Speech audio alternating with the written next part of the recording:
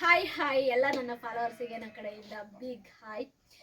ಕುರಿಮರಿ ತಂದ್ರೆ ಆಗುತ್ತಾ? ಕುರಿಮರಿಗೆ ಅದಕ್ಕೆ ಮೇಯಕ್ಕೆ ಇದು ಬೇಕಲ್ವಾ? ಇದಕ್ಕೆ ಏನಂತಾರೆ ಹೇಳ್ರಿ? ಇದು ಎಂತದ್ದು? ದೋಣಿ. ಇಲ್ಲಿ ನೋಡಿ, ನಾವು ಇವತ್ತೊಂದು ದೋಣಿ ತಗೊಂಡು ಬಂದಿದ್ದೀವಿ. ಹೆಂಗಿದೆ ಅಂತ ನೋಡಿ ಫಸ್ಟು. ನಾನು ಆಮೇಲೆ ನಿಮಗೆ ಎಕ್ಸ್ಪ್ಲೇನ್ ಮಾಡ್ತೀನಿ. ನೋಡಿ ಯಾವ ಥರ ಇದೆ ಈ ದೋಣಿ ಅಂತೇಳಿ. ತುಂಬಾನೇ ಸ್ಟ್ರಾಂಗ್ ಆಗಿದೆ ನೋಡಿ, ಆಯ್ತಾ? ಸಖತ್ ಸ್ಟ್ರಾಂಗ್ ಆಗಿದೆ.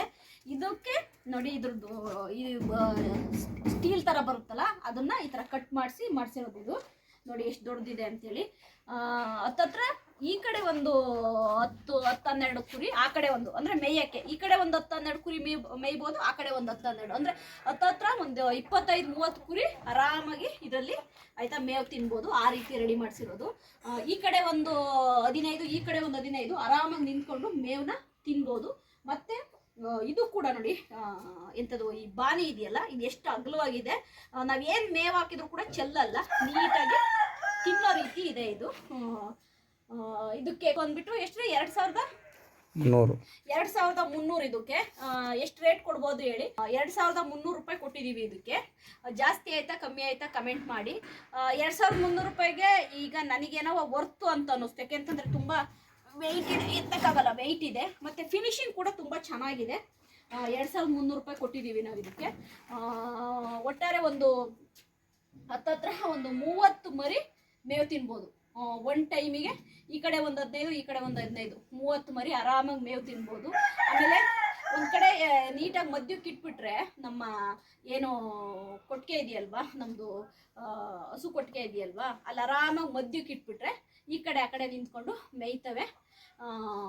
ಈಗ ನಮ್ಮ ಹತ್ರ ಒಂದು 15 ಇದ್ದಾವೆ. ಈಗ ಮೊನ್ನೆ ಒಂದು 5 ತಗೊಂಡು ಬಂದಿದ್ದೀವಿ, ಅದ್ರ ಮೊನ್ನೆ 10-15, ಇನ್ನೂ ಒಂದು 15 ಥರ ಪ್ಲ್ಯಾನ್ ಇದೆ. ಹಂಗಾಗಿ ಈ ಥರ ಒಂದು ದೊಡ್ಡದು ತಗೊಂಡಿದ್ದೀವಿ.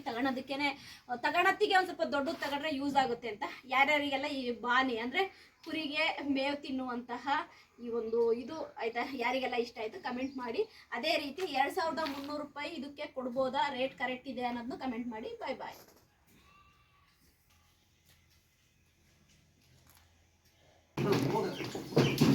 ನೋಡಿ, ನಾವೀಗ ಹೊಸ್ದಾಗೆ ಕುರಿಗಳಿಗೆ ಮೇಯಕ್ಕೆ ಅಂತ ಹೇಳ್ಬಿಟ್ಟು ಈ ಬಾನಿ ತಗೊಂಡು ಬಂದಿದ್ದು. ನೋಡಿ ಎಷ್ಟು ಚೆನ್ನಾಗಿದೆ ಅಂಥೇಳಿ. ನೋಡಿ ಆರಾಮಾಗಿ ಎಷ್ಟೊಂದು ಕುರಿಗಳು ಒಟ್ಟಿಗೆ ಮೇಯ್ಬೋದಂತ. ನೋಡಿ ಹೆಂಗೆ ಒನ್ ಟೈಮಿಗೆ ಆರಾಮಾಗಿ ಒಂದು 30 ಮೇಯ್ಬೋದು, ಆ ಥರ ಇದೆ ಇದು.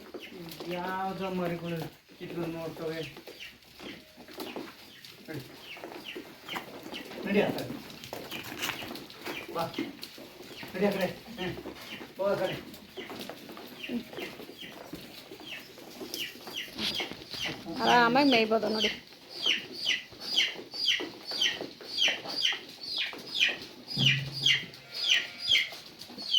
ಒಂದು ಟೈಮ್ ಒಂದು 30 ಮೇಯ್ಬೋದೇನಪ್ಪಲ್ಲ, ಎರಡು ಕಡೆಯಿಂದ ಸೇರಿ. ಹೌದು, 30 ಮೇಯ್ಬೋದು.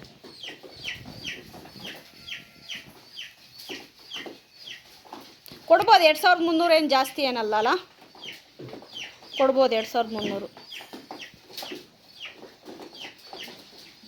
ಕಬ್ಬಣಕ್ಕೆ ಇವಾಗ ರೇಟ್ ಇದೆಯಲ್ವಾ, ಹಂಗಾಗಿ 2300 ಆರಾಮಾಗಿ ಕೊಡ್ಬೋದು. ಕಬ್ಬಣಕ್ಕೆ ರೇಟ್ ಇರೋದ್ರಿಂದ ಕೊಡ್ಬೋದು, ನನಗಂಗೆ ಅನ್ನಿಸ್ತಾ ಇದೆ. ನೋಡಿ ಫ್ರೆಂಡ್ಸ್, ನಮ್ಮ ಕುರಿಗಳು ಹೇಗೆ ಮೇಯ್ತಾ ಇದ್ದಾವೆ ಅಂತೇಳಿ. ಪಾಪ ಅವಕ್ಕೆ ಮೇಯಕ್ಕೆ ಮೇವಿತ್ತು, ಬಟ್ಟು ಜಾಗನೇ ಸರಿ ಆಗ್ತಾ ಇರಲಿಲ್ಲ ಆಯಿತಾ, ತುಂಬ ಹಿಂಸೆ ಆಗ್ತಾಯಿತ್ತು. ಹಂಗಾಗಿ ಇದೊಂದು ಬಾನಿನ ಇವತ್ತು ತೊಗೊಂಡು ಬಂದಿದ್ದು. ಈಗ ನೋಡಿ ಶಿಸ್ತಾಗಿ ಮೇಯ್ತಾ ಇದ್ದಾವೆ.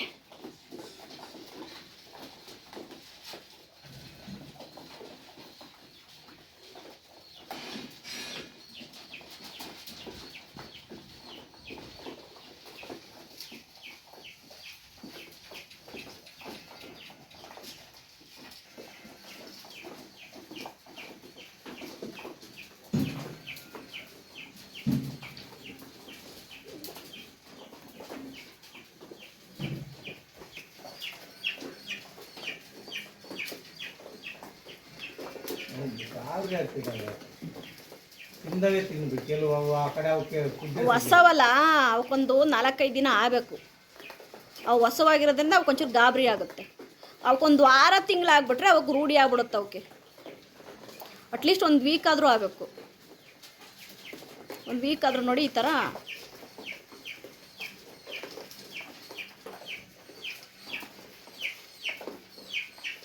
ನೋಡಿ ಇವಾಗ ನೋಡಿ ಅವಾಗ ಕರೆಕ್ಟಾಗಿ ಗೊತ್ತಾಯ್ತು ಈಗ ಎಲ್ಲಿ ಮೇವಿದೆ ಅಂತೇಳಿ. ಈಗ ಮೇಯಕ್ಕೆ ಸ್ಟಾರ್ಟ್ ಅದು ನೋಡಿ.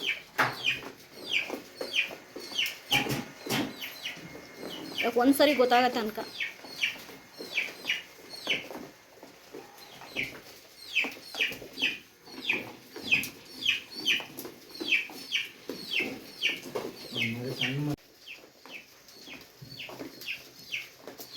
ಅವು ಏನು ಗೊತ್ತಾ, ನಾವೀಗ ಗುಂಪಲ್ಲಿ ತಗೊಳ್ತೀವಲ್ಲ, ಈಗ ನೋಡಿ ಒಂದು ದೊಡ್ಡದು ಒಂದು ಚಿಕ್ಕದು ಒಂದು ದೊಡ್ಡದು ಒಂದು ಚಿಕ್ಕದು ಇರುತ್ತೆ, ಏನೂ ಮಾಡೋಕ್ಕಾಗಲ್ಲ.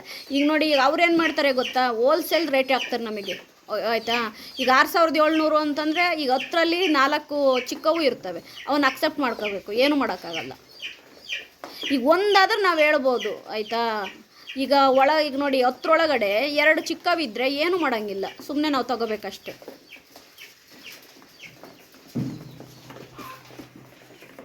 ಅವ್ರು ಚಿಕ್ಕ ಕೊಟ್ಟರು ಕೂಡ ನಾವು ತಗೋಬೇಕು, ಏನು ಮಾಡೋಂಗಿಲ್ಲ.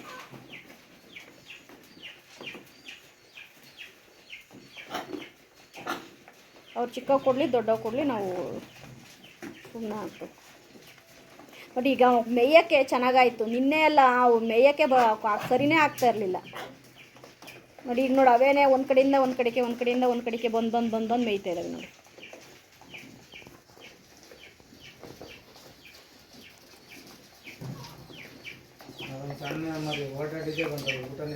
ಅದು ಬರೀ ಓಡಾಡ್ತಾ ಇದೆ ಅಷ್ಟೇ. ಅದು ಆ ಕಡೆಯಿಂದ ಈ ಕಡೆ ಓಡಾಡ್ತಾ ಇದೆ. ಹೌದು.